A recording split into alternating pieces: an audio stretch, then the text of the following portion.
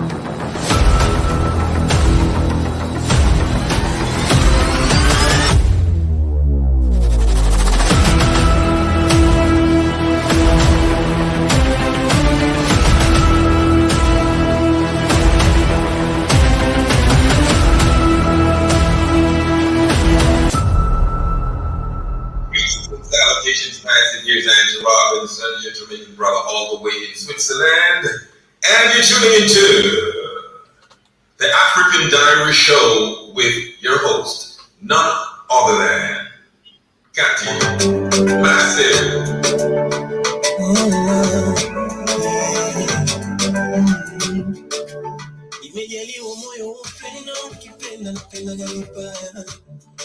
Ila skendo zimefanya sijaseto wande wananihukumu vibaya. Nimeshabadili hata mienendo nadai nimefulia ile mbaya. Wanasifanya kiki tena na skendo sina nazo kisa wewe mama. Wananiita playboy baada kitendo nasema mwenye bini hata kama na watania. Wananiita playboy baada kitendo nasema wenye bini hata kama na watania. Baby ni so tuwacheza night oh yeah tell you night baby ni so tuwacheza night oh yeah tell you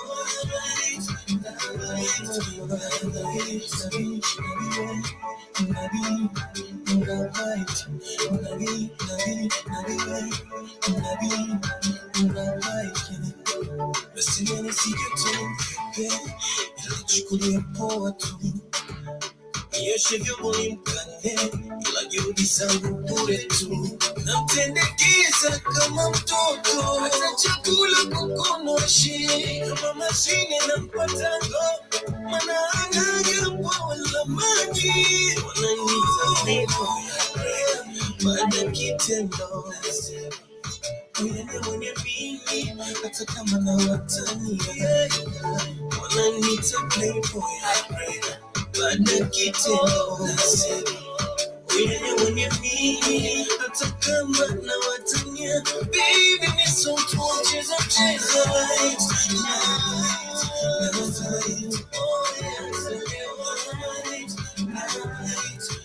baby ni so tuwacheza night oh yeah tell you right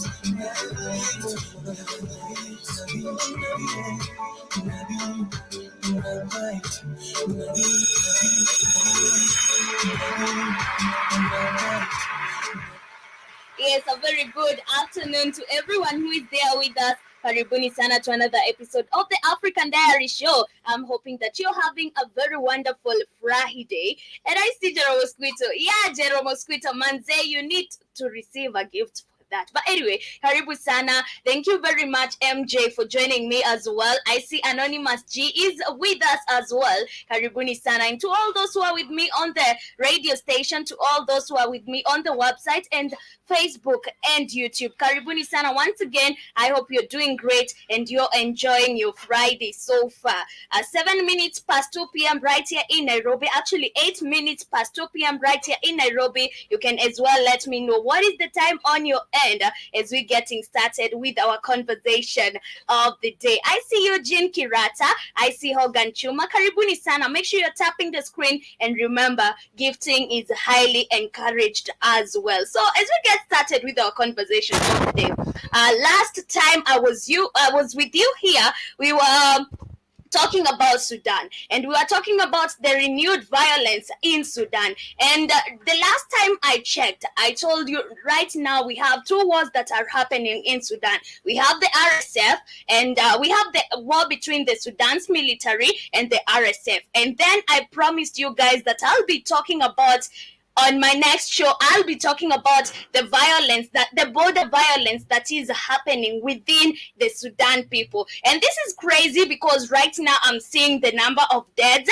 has risen to 50, and it is just crazy and sad. It's always about border violence. It's always about people fighting for something that doesn't even make sense. So we have this war between the Dinka and some other community, and it doesn't even make sense. We have had 50 dead so far, and so many people replaced, but at the end of the day displaced, and at the end of the day this war doesn't even make sense. But anyway, my people, on today's episode we shall be focusing on Sudan. And as we get to focus on Sudan, I'm seeing that the US is actually accusing some companies for funding the conflict in Sudan, or the renewed violence in Sudan. And actually, the US has gone to an extent of sanctioning these two companies, or these different companies. And it is just crazy because at the end of the day, we all know very well these people work together with these governments that are sanctioning the companies. But anyway, maybe they are being sanctioned by maybe another state that we don't know, that we want to assume that we don't know. But anyway, we shall be getting to see what is happening in Sudan, what has caused this border violence, and why are people killing each other, and what's popping, who are these companies, or which are these companies funding the conflict in Sudan. Stay tuned. Remember, this is the African Diary Show, and remember, it's all about what is happening in the continent of Africa. Most of the time, I'd love to tell you guys we have a lot of things that are beautiful about Africa, but the things coming from Africa, man, the news coming from Africa, it's not even entertaining to hear anything about it. But anyway, karibuni sana, welcome on board. Make sure you get to join me on the conversation. Make sure you interact with me and do share your thoughts regarding the conversation we shall be having on today's episode. And in case you're new here, kindly consider following the host. Make sure you're tapping the screen for me, and remember, I told you gifting is highly encouraged. So we started off our show with an amazing jam. That was Otile Brown, and the jam is Nabayet. I hope you did get jam onto it, and we are going back to one more jam. Let me see which jam.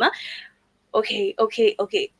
I'm trying not to play this song again, but anyway, let me find something else. Okay, this is Moto Moto. I hope you get to jam onto it.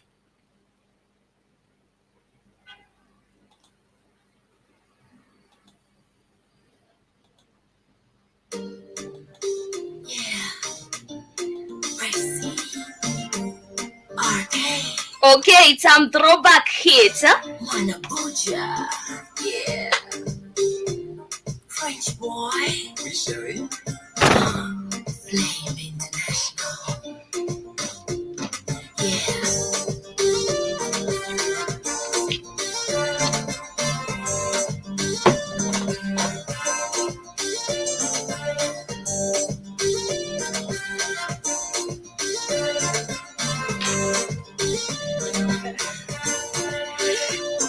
General Mosquito Nebuchadnezzar is asking, have you started copying him? I don't know what he's talking about, but he's asking if you've started copying him.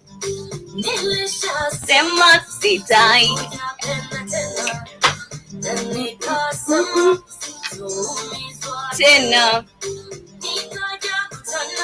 na vijana wa Nairobi.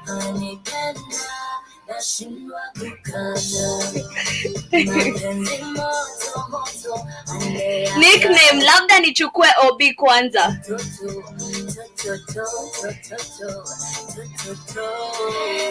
My quote of the day says, don't fear failure, fear being in the exact same place next year as you are today. Don't fear failure, fear being in the exact same place next year as you are today. Shout out to Ben GK. Shout out to Susie. Wezi. Moto.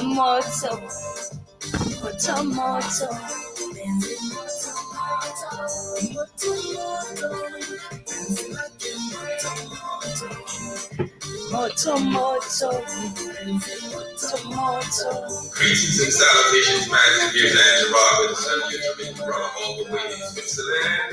And you're tuning into the African Diary Show with your host, none other than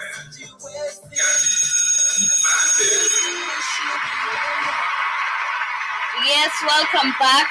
And I hope you did get to jump onto that amazing throwback hit over there. I see Nickname is telling me to go to Airbnb with him. Maybe nichukue OB kwanza. But anyway, my people, just like I promised you, on today's episode, we shall be focusing on Sudan and what is happening and the renewed violence in Sudan. And it's actually a border violence. And this is between two communities, and it's so sad when now we have these ethnic clashes, because this is what it is. Let me just call it what it is. Let's stop calling it even border violence. This is ethnic clashes. We have people who believe that this community should not pass over here.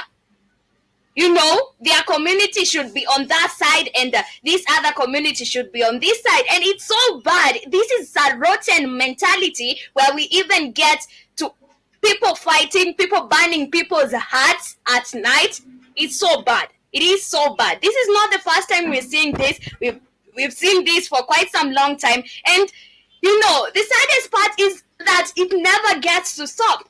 We shall talk about this year. Next year, I'll come and repeat the same news and updates. It saddens me all the time to know that we have people with the same archaic mentality, that there are some cultures or some communities that are not supposed to be allowed in some parts of the country. But anyway, my people, let's get straight to the matters of the day.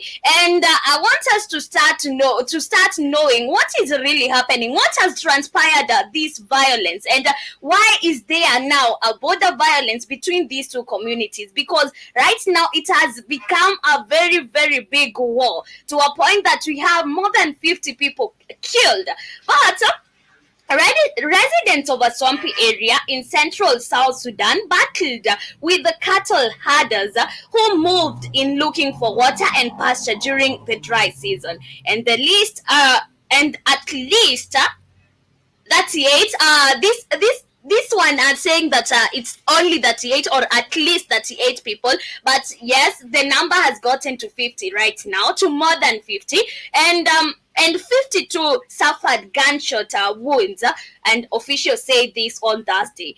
The fighting started Wednesday and tensions remained high Thursday night, with officials reporting minor clashes and apprehension of revenge attacks in the remote area. This is just crazy. The information minister of Warrap State, William Wall Mayom, said fighting took place in Alor area, which is in Lake State and border both Warrap and Unity states. Mayom said security forces have been sent to calm the situation and move the cattle herders away from the disputed wetlands. The violence has been de-escalated, but minor clashes are still being reported in inaccessible swampy areas, and casualties cannot be fully verified. A police spokesperson of Fall Lake State, Marge Elijah, said 19 of the dead and 17 of the wounded were civilians from the Warab state, and 19 of the dead and 35 wounded were from Lake State. This is just crazy, and I want to share a video with you. I remember the last time we talked, I promised you guys I'll be sharing a video explaining the whole conflict and what has transpired this conflict. This conflict is between two communities, and you've heard what they are even fighting about. We've heard that it's some community passed somewhere or passed to the other side looking for water for their cattle, but at the end of the day they started being beaten. They started throwing gunshots at each other. It's just crazy. But anyway, let me share my screen. Let me show you what I'm talking about as we get to continue with our show for today. And in case you're there joining us for the first time and you're a witness of ethnic clashes, you can talk to us and tell us how bad this was. And how many people have you seen left wounded after this wars? Okay, I'm trying to see that video. Where is it? What's behind? Okay, here it is. This is a video I got from Al Jazeera. So I'll just put a disclaimer first before they copyright it. Let me do it real quick. Okay, there it is. So we are good to go. Let me now return to the video.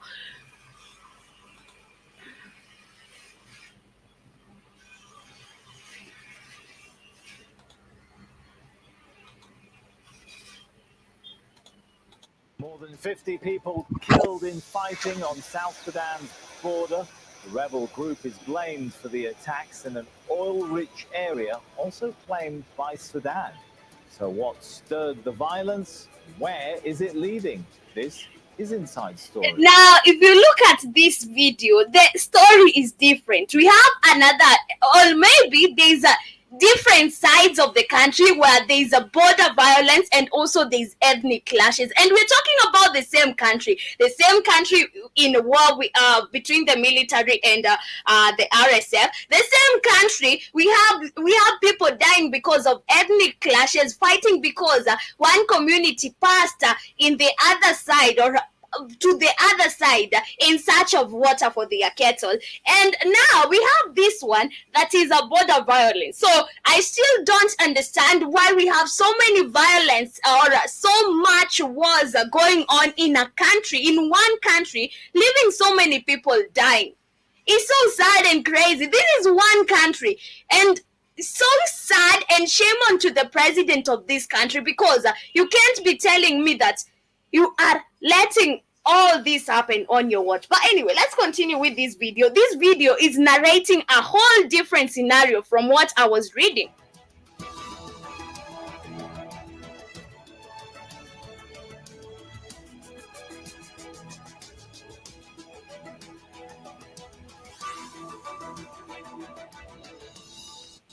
Conflict and competing claims by the neighbors. International peace efforts, well, they've essentially stalled since the conflict in Sudan began last year. South Sudan gained its independence in 2011, but quickly plunged into war, largely between the ethnic Dinka and Nuer tribes. A peace deal was reached, though, in 2018. But will the latest violence threaten that agreement? What's the impact on the people? We'll get to our guests in a moment, but first, this report by Katia Lopez-Orian. It's an attack that's highlighting the volatile situation in the Abyei border region. It's an area disputed between South Sudan and Sudan. Rebel groups from Warab State and South Sudan have been blamed for the violence, which killed more than 50 people, including at least 2 United Nations peacekeepers. The Secretary General condemns the violence and attacks against the peacekeeping force and calls on the government of South Sudan and Sudan to swiftly investigate the attacks with the assistance of the peacekeeping force known as UNISFA and to bring the perpetrators to justice. The Abyei region is rich in oil. It's administered by both Sudan and South Sudan. But for years, disputes about tax revenue and border limits have led to fighting between rival factions of the Dinka So from this point we're getting now, we have two parties also fighting for the oil-rich region, and this is now between Sudan and South Sudan, and it's just crazy because one, we have violence, we still have two more violence in the same country, but all they are focusing on, it's on, this is just crazy. But sometimes we have resources that can bring you disaster. ethnic group. Damn. And many fear the months-long conflict in Sudan could make things worse. About 7 million people have been displaced in Sudan since April, when fighting broke out between Sudan's army and paramilitary rapid support. It's led to a dire humanitarian crisis, a country that struggled for years with war and political instability.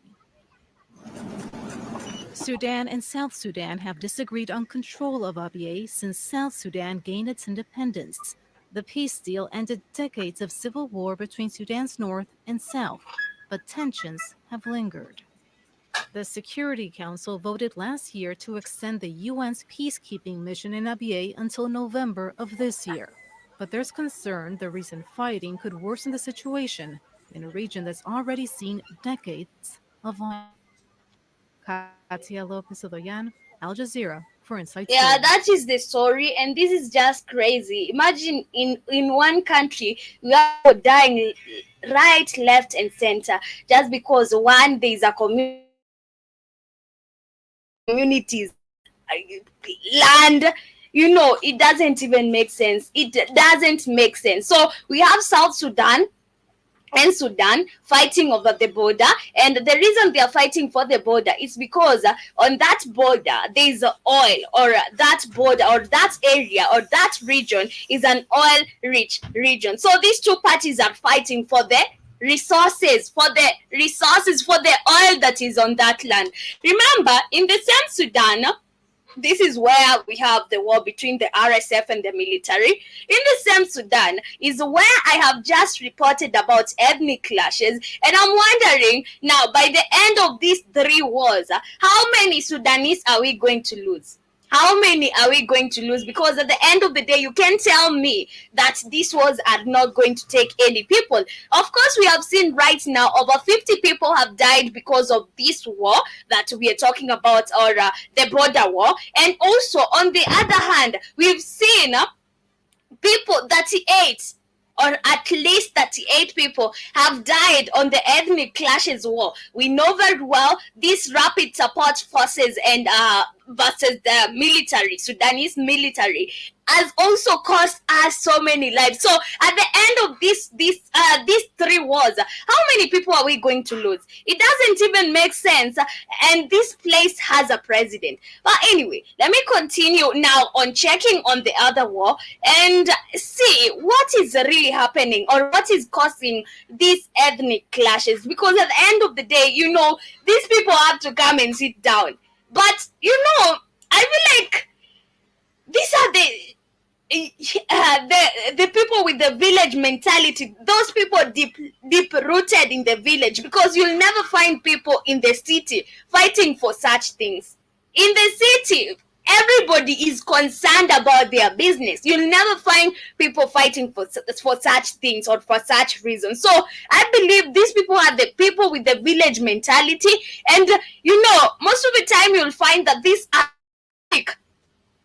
speaking people, or the Nilotic group. You know why I say this? These people are nomadic pastoralists, and most of the time you hear all these ethnic clashes. They are caused by a cow who went to somebody's land and ate maybe the crops that were growing, or somebody stole cattle from the other community. It's always like that. And now if you look at the mentality of these people, because I remember some time back we had people fighting. The ethnic clashes were about somebody's slashing cows or killing cows with a machete, just because the cows came to his farm and ate the crops that were growing. If you look at the mentality of these people, do you think that these people are civilized people? Do you think that these people are even literate people? They are not.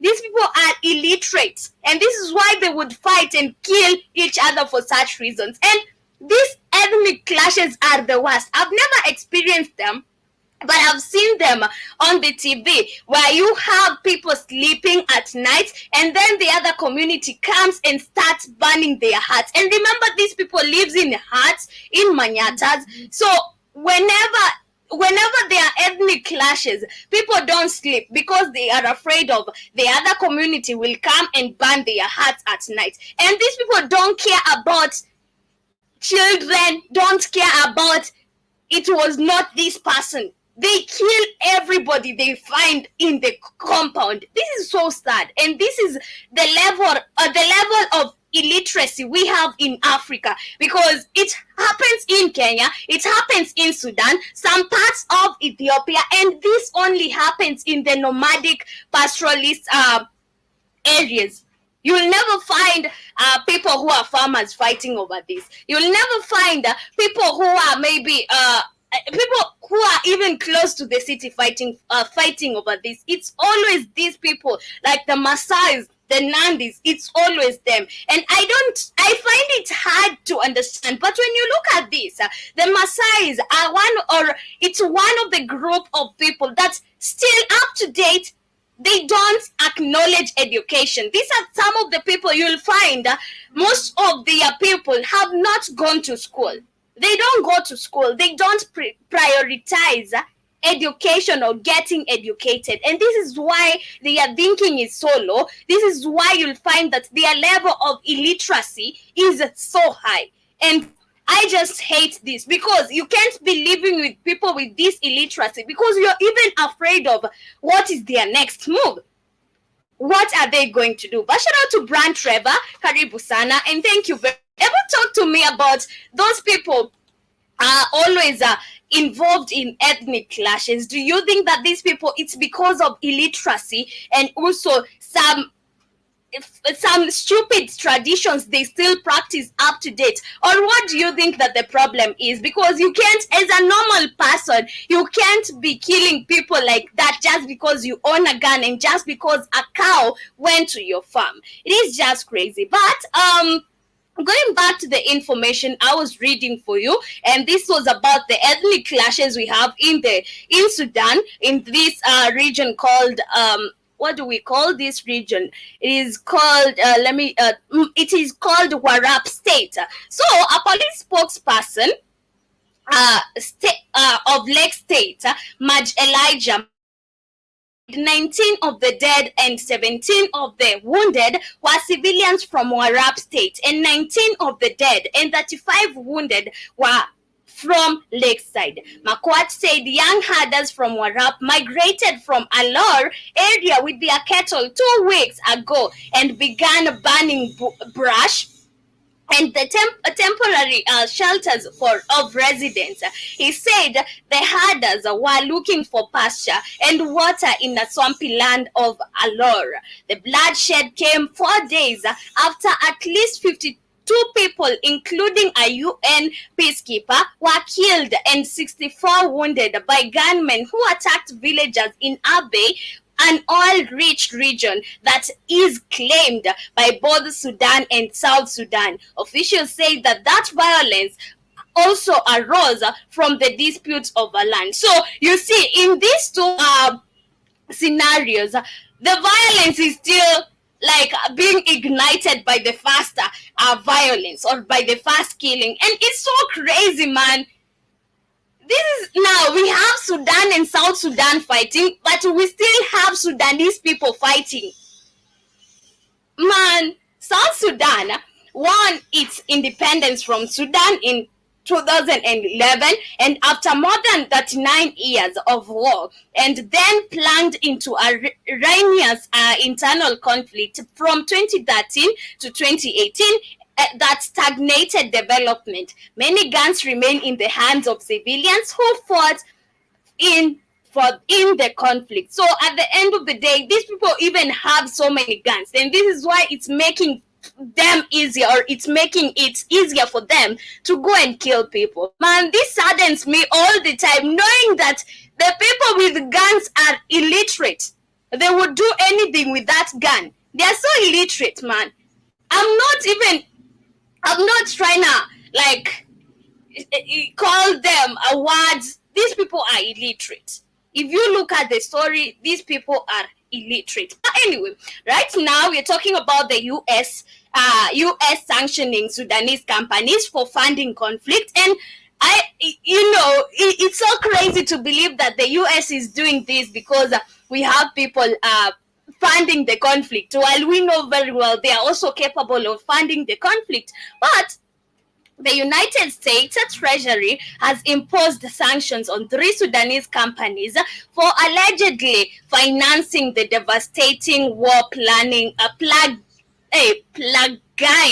the nation. Among the entities targeted are Al-Kij Bank and Al-Faka Advanced Works, both under the control of the paramilitary Rapid Support Forces. So this one is so capable of funding the RSF, of course, and giving them weapons. But at the end of the day, who are these people working with? Some time back, we checked who are funding the war in Sudan, and we even noticed that we have so many people involved, even this Arabic nation. So at the end of the day, we can't say who is really funding this war, but we have so many people funding this war. But additionally, Zadna International linked the Sudanese army faces sanctions as stated by the U.S. in a release on Wednesday. The Treasury Department's statement asserted that all 3 companies have played a role undermining the peace, security, and stability of Sudan by engaging in activities such as money laundering and fundraising through gold exports. These sanctions are part of a border strategy aimed at curbing the ongoing 9-month conflict, which has resulted in the tragic loss of over 12,000 lives and forced nearly 8 million people to flee their homes, according to the UN report. Imagine, we have 12,000 people dead. On top of that, add the 50 I'm talking about, add the 38 I'm talking about, and these are just the numbers we've been given by the media. It is just the numbers that we're being given by the media. Come to think of it, how many people are dead right now because of the wars in Sudan? 3 wars in one country, people dying every day. This doesn't make sense. But I see Triple K is saying, have you ever noticed Sudan, Iran, Jordan, Syria, and has the same colors in their flag? By the way, I've never noticed. I've never been that keen enough, and thank you very much for letting me know. But as I go on Tuesday, General Abdel Fattah al-Burhan, the commander of the Sudanese army, called for a full-scale offensive against the RSF, expressing disinterest in dialogue, deeming it a futile endeavor. Both of the Sudanese army and the RSF have faced allegations of war crimes from the U.S. government, and various civil rights groups say vehemently denied by both parties. The situation remains complex as international efforts intensify to address the dire humanitarian crisis in Sudan. Man, there's need of people to talk about the war in Sudan, and not the war. There was in Sudan. We have ethnic clashes right now. We have border violence, and we have the war between the military and the RSF. People, the civilians are the ones hurting right here. It is the civilians who are hurting right here, because look at it this way. How many people are we going to lose? You've heard from the war between the RSF and the military. We've lost 12,000, and this is just a number, an estimate, I'm sure. If you think about the number of people that we've lost to that war, they are even close to even 20,000 or maybe 30,000. But how many people are we going to lose in Sudan? Because at the end of the day, this is getting out of hand. I see Triple K saying it is four colors. It is four colors of the horses, Revelation kwa Bible, white, red, black, and green. Okay, I didn't notice, and thank you very much for telling me that. And also, Brand Trevor is saying, from their leaders to citizens, even the soldiers in Kenya, like Ipia and Turkana, do the same. Yes, this is what I'm saying. And I'm saying these communities are so illiterate, and this is why they feel like to solve a case or to solve a matter, there must be like so many lives lost, and then after that they are going to sit down and talk. It's always about these people, the nomadic pastoralists. They always fight out. They fight about everything about their cattle. You'll find even a number of cattle burnt into ashes. Imagine they do this, and come to think about this. You guys, I'm not calling these people illiterate for no reason. Come to think about this. Who, with their sober minds, would just think of burning cattle alive into ashes? Who would even think about burning a hut full of people at night while they are sleeping? It's just an illiterate person. And these people, they don't sit down to talk. They know a way of talking is by killing people, is by violence, and it's so sad. It is just crazy. But I see Brand Trevor is saying, demanding that they are searching for pastures. Yeah, it's always like that. It's always like that. I've even seen this with these people who come with the camels. You know, there's a time you'll find so many people with camels in Nairobi, and they want to bring that nonsense of now fighting for pastures in Nairobi. But in Nairobi, you can't do that, because right here, nobody does that. You'll find people with their camels in Nairobi trying to fight over stupid issues. It's just crazy, man. It is just crazy. It is just crazy. I see Trevor is saying, here not Bible, but foolishness of leaders. Manze, these people are just stupid, and they are just illiterate, and it's so bad because they only think of war when it comes to solving matters. They think that blood has to be shed, and not even one person. They kill so many people in the name of looking for greener pastures. This is a very sad news, and coming from Sudan, knowing that there are now 3 conflicts or 3 wars in the country, it saddens me, because I know the number of lives we are going to lose there is extreme. It is extreme. But anyway, my people, I think we shall leave it at that point. We shall not talk about Sudan anymore. We've spent a whole 37 minutes talking about Sudan, and it's crazy. And I hope this message gets to those illiterate people who always think that violence is always solved by war. I hope it gets to them, and I hope they know I called them stupid and illiterate, and I hope they stop the madness of killing people and killing each other just because of cattle. But anyway, let's move on to something else. And you remember some time back, we had our Kenyan president criticizing those who went for a summit that was in Italy. And after that, we are seeing Kenyan president being summoned in Rome after criticizing African leaders for going to that summit. I see Triple K is saying, Shida, the 2 groups are being funded internationally. Of course, it's like that. It is like that. And also, Aishi Jabaya is asking, what's your name, sister? My name is Katie, and Karibu Sana. My name is Katie, K-A-T-T-Y. Yes, that is my name. So, I was talking about President Ruto. Some time back, we talked about Ruto saying that it is stupid for African leaders to attend a summit in Italy, where we had we had so many African leaders attending the summit, and after that, we are seeing a president, the same president that said this is stupid. He is in Rome, and is actually being summoned for criticizing African leaders who attended the Italy summit. Let me share a short video of that as we get to continue with our show for today, and also as you tell me what you think about this. Imagine now you're being schooled by white people. Why were you calling your people stupid for attending a summit in Italy? Imagine being schooled by white people. It's just crazy. But anyway, let me just share my screen so that you would understand what I'm talking about.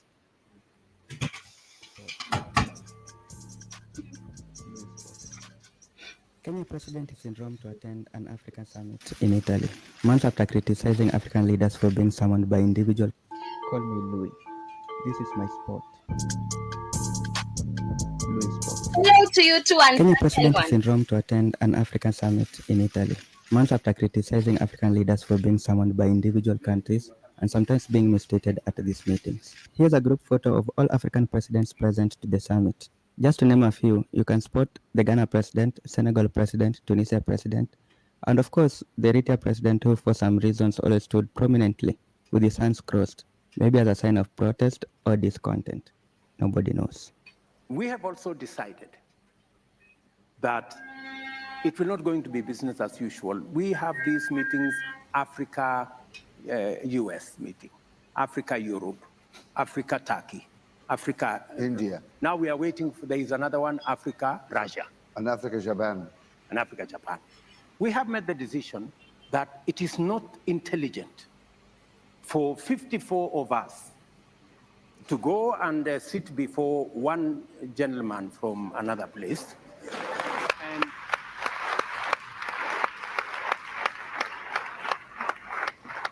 I mean, and sometimes we are mistreated. Yeah. You know, we are loaded into buses like school kids. You know, and it's not right. Well, you are summoned, you know. It's not right. So the decision that we have made as AU is that going forward, if there is going to be a discussion between Africa and any other country, we are going to be represented by the chair, the outgoing chair, the bureau. Chair of the commission or the chair and the chair of the Rex, and we have 5 Rex. That should be sufficient. Okay. For a meeting of maybe 6, 7. Yeah. That should be able to represent Africa, and that is the position I am taking as the president of Kenya. For any other meeting that we are going to have with all these requests that we have a meeting between Africa and one other country. We respect the sovereignty of others. I think to ask for reciprocation is not to ask for too much. No. And for us to agree that let us have this kind of setup. The only, because I had a conversation with President Kagame, and he actually led that particular position. I have had a conversation with Prime Minister Abiy. He believes very strongly that that should be the position of our continent. Because, as you have said, if we don't respect ourselves, nobody is going to respect us.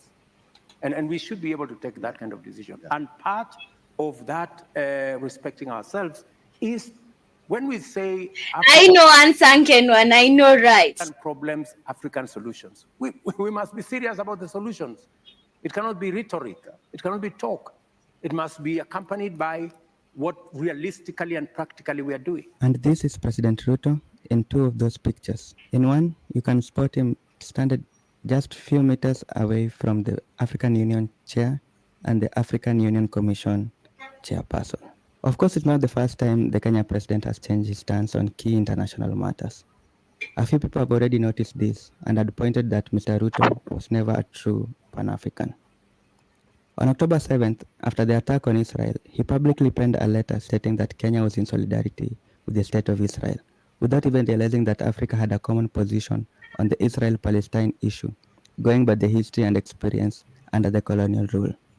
However, he retracted his stand as soon as he landed in Riyadh for the Saudi Africa Summit. the JIDA process, which IGAD, under our chair, the President of Djibouti, is engaged in, we believe will unlock the challenges in Sudan, and your participation in this region will also give us the opportunity to also deal with the challenges that are going on between Israel and Palestine. We believe that terrorism cannot be an answer to any conflict.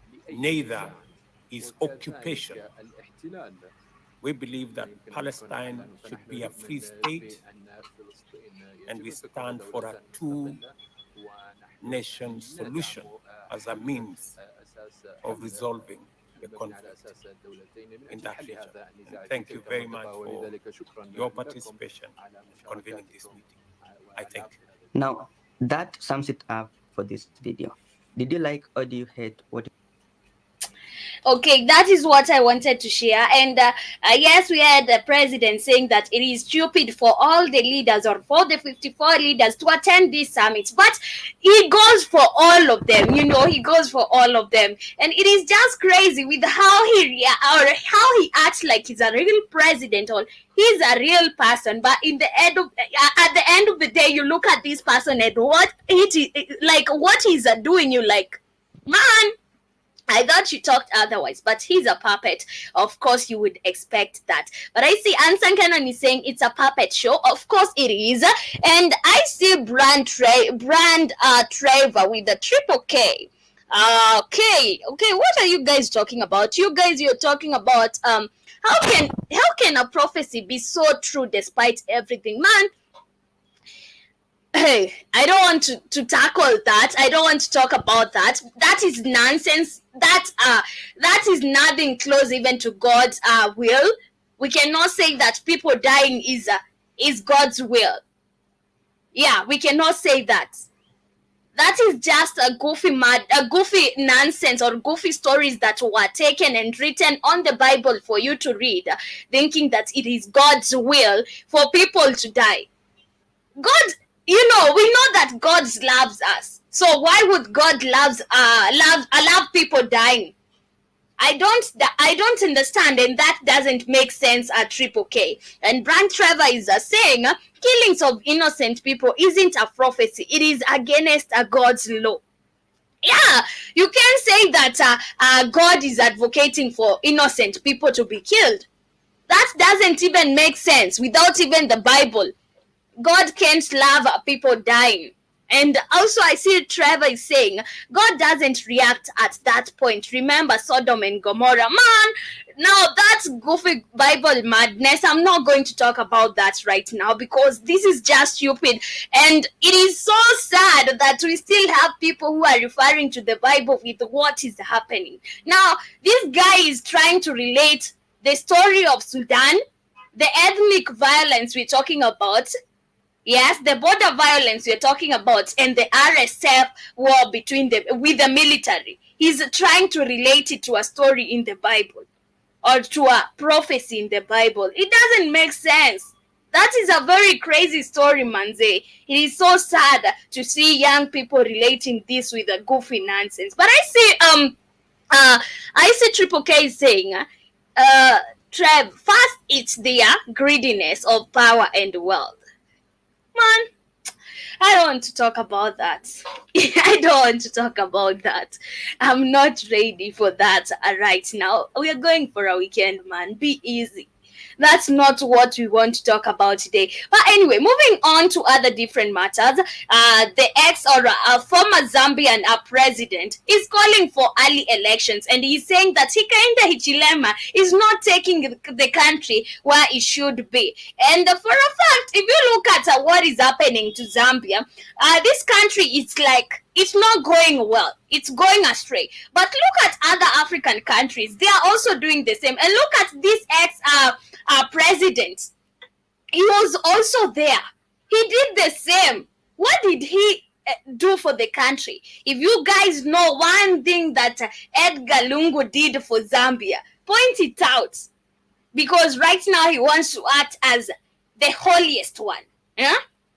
He wants to show us how he's a holy, but at the end of the day, he has been there and he has done nothing but impoverish the country.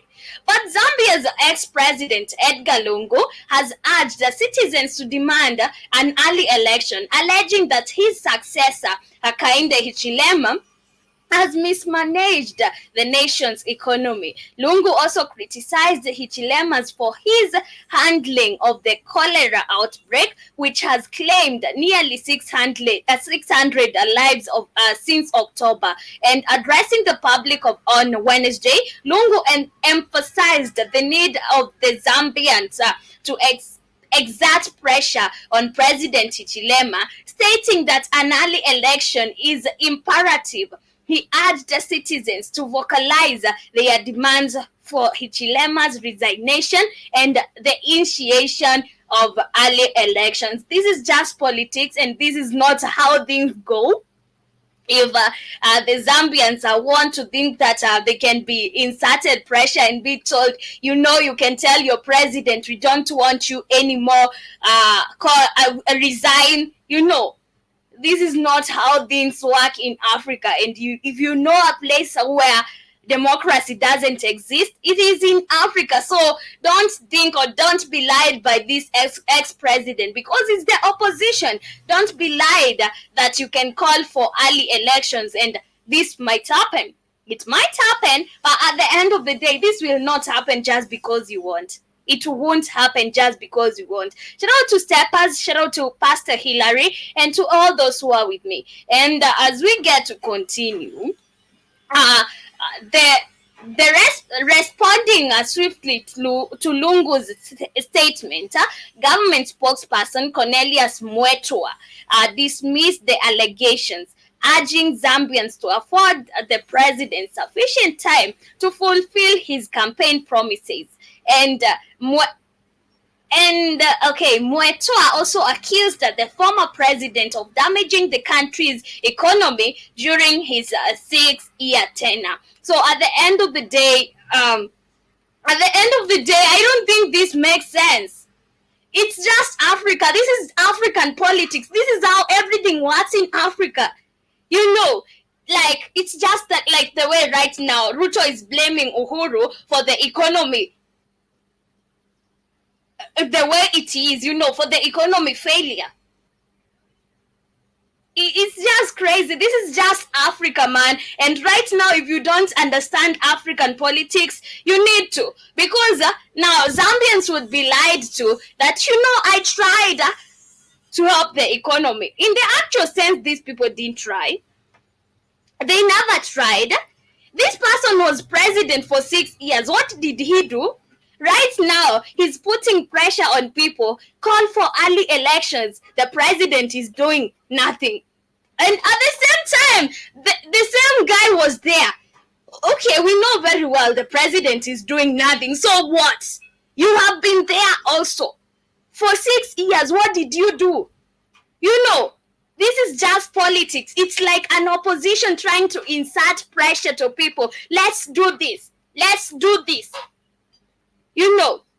This person was president. What makes you think even if you give him another chance to be the president, will make a change? What makes you think that he will make a change for you? He will never do that. He was once president. What did he do for you? For 6 years, he was capable of doing a lot of things. And this is just politics. And the reason I'm saying it's politics, the same thing is happening in Kenya, where we have President William Ruto accusing the former president Uhuru Kenyatta for what is happening to our economy right now.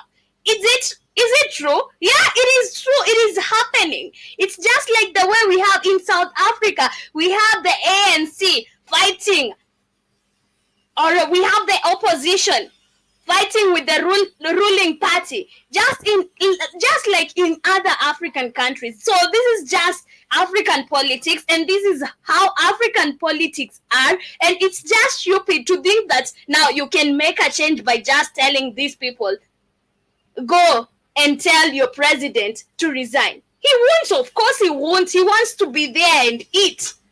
he won't resign being your president. But I see Steppers, you're saying now this is real passion. Yeah, man. A girl must hustle. And also I see Triple K saying, unless the citizens unite and ignore those bad leaders, this will never end. Of course, it will never end. There will always be that person inciting violence in the citizens. But I see Steppers is saying the problem is that they know the gap between the rich and the poor is far much wide, taking advantage. Yeah.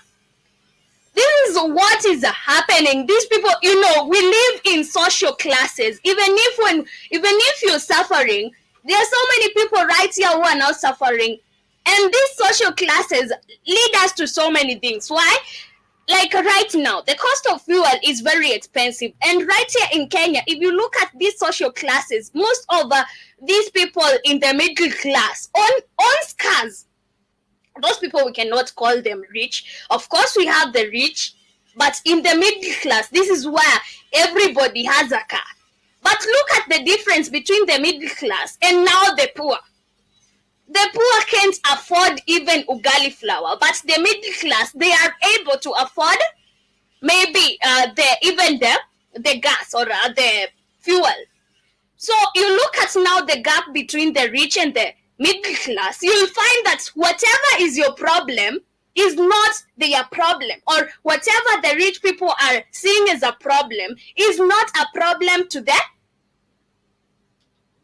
poor, because the poor are just trying to get ugali and eat. They are trying to get food and eat. But now the middle class are trying to afford like everything, but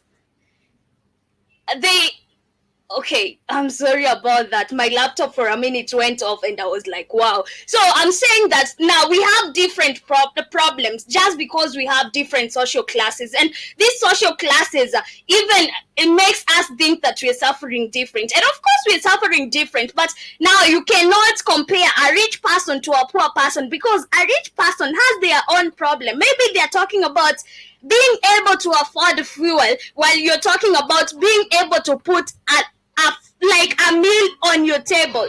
So it's just like that. This is why we never even get justice in Africa, because one, I can bribe when I'm rich. In the middle class, you can try and give maybe a little amount of money, but when you're poor, you don't have anything to offer. This is why you don't get justice. But anyway, I see Steppers is saying, okay, I see Triple K is saying, yeah, but still the leaders are controlled by international people who have special interests. Of course, that is correct. And also I see Steppers is saying, we can't even assemble an aircraft, but we can afford to have politicians equal to the Americans. Imagine, and pay them even more than the American ones are paid. But I see Steppers is saying we can have senator, governors, and all that, but we can't have vehicle, a manufacturing industry brand. Imagine we're importing cars from China, Japan. We don't have our own shit.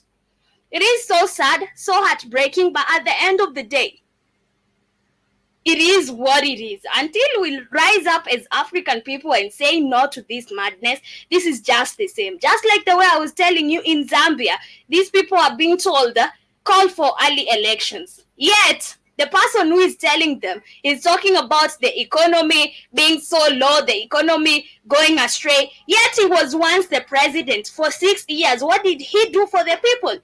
It's just politics. It is just how these leaders, these puppets work. So if they don't love you as the president, they will always say something against you. And remember, in Africa, all our oppositions are even organized. So you'll always think that these people doesn't love this one, but they are put there for a reason. But I see Steppers is saying, they use us every day. same people for self-gain. Very true. And also I see Kid is saying not a damn thing. Very true, not a damn thing. But anyway, family, Kid, you joined us so late. Yes, we are coming to the end of our show for today.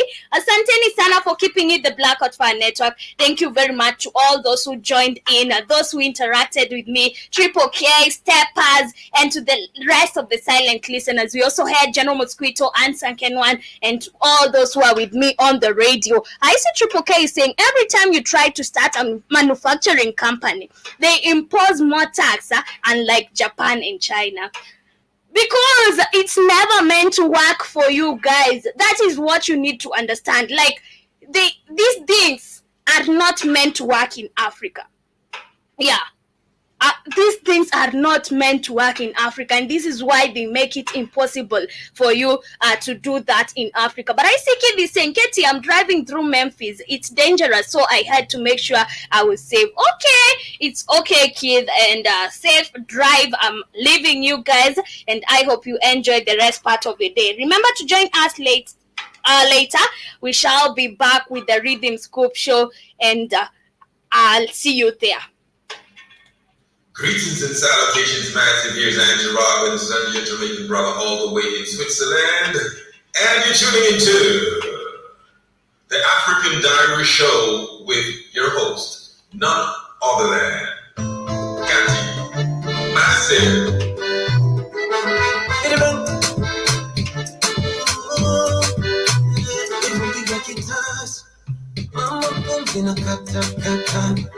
Steppers is saying they can't handle the heat. Why would they allow it?